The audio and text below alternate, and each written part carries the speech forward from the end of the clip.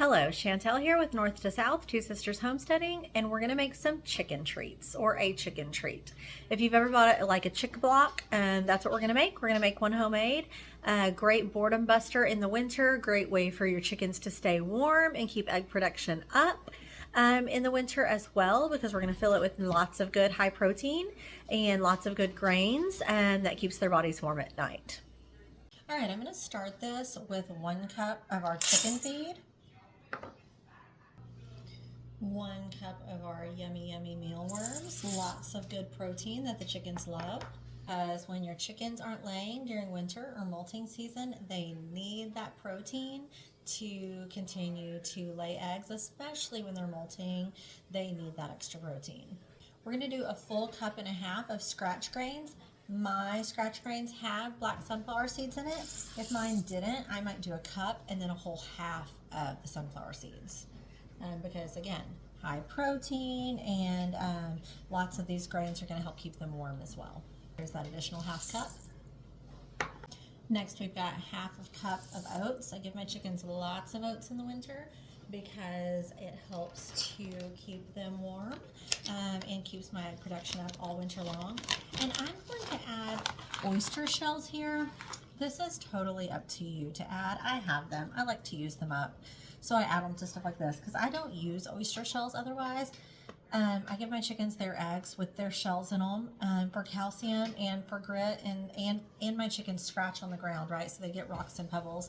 And I kind of feel like, I'm sorry, but oyster shells not naturally occurring where my chickens would live in the wild. Wild chickens don't eat oyster shells, and yet they do fine, but they do scratch, and they eat lots of pebbles and rocks and their own shells and things that they get when they forage. So if your chickens don't do that, you might need to give them something like this. I only use it here in my treats. And I'm going to do about 1/4 cup of those. Next, I'm going to do 4 of my chickens' eggs, and I'm just dropping those right down in there because the shells of these eggs, and I'll use a mortar and pestle and chop this up in a minute. But the shells of these eggs are great for your chickens. If you don't do this already, high in calcium, they're great for them. So when I cook up eggs for my chickens, I never give my chickens raw eggs because I don't want them breaking eggs and eating raw eggs and seeing them as a treat. But when I do cook eggs for my chicken, I always break the shells up in them, or again, when we crack eggs, we hold on to them. I break them up and toss them out to the chickens regularly. This is great calcium for your chickens. So is that oyster shell, but again, I don't need it because I give them this. Well, what else am I going to do with the eggshells? If you don't know this already, your chickens need calcium to have strong eggshells. My eggshells are super hard to break. If you've ever watched any of my videos, they're difficult to break. I have to smack them pretty good because my chickens get a lot of calcium through their own shells. All right, the next thing we're going to add to this, kind of to hold everything together along with those eggs, is blackstrap molasses. So this is like a super rendered, cooked a lot of times, molasses that is not sweet. It's more bitter, so it's not a high sugar content. It is, however, high in iron, high in calcium, high in potassium, and high in magnesium. So we're going to put 2/3 of a cup of that blackstrap molasses in there. I think I actually did 3/4 cup. I meant to do 2/3, and well, I added extra, so we're going to see how it turns out. Normally, when I'm not recording this and completely not paying attention to what I'm doing, I normally do 2/3 of a cup. So this is 3/4. We're going to see how it is.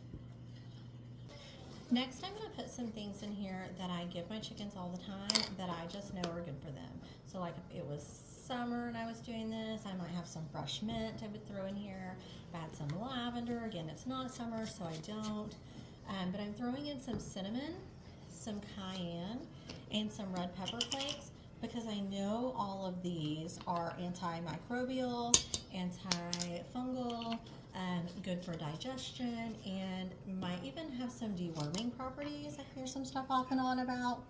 So I'm going to throw in a good heaping teaspoon of each one of those in there. And I'm not putting like flour or cornmeal or anything like that in there because those aren't things I give my chickens. So I don't normally give my chicken that stuff, and so I'm not putting it in here. The only exception being the oyster shells because again, I bought them once and I need to use them. and it can't hurt. Now let's mix it up.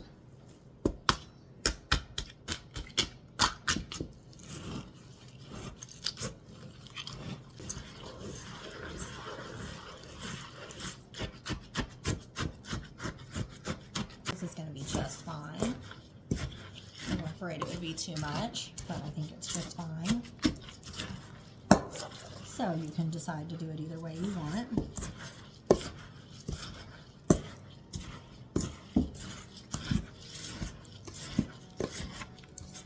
And I've got some parchment paper here and just a regular pie pan. And we're going to dump this in.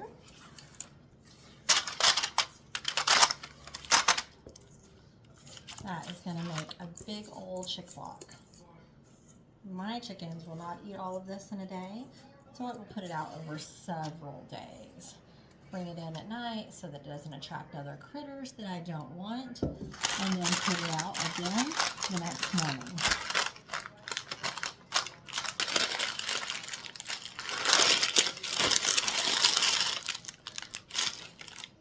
And then I am going to make a hole in the center of this.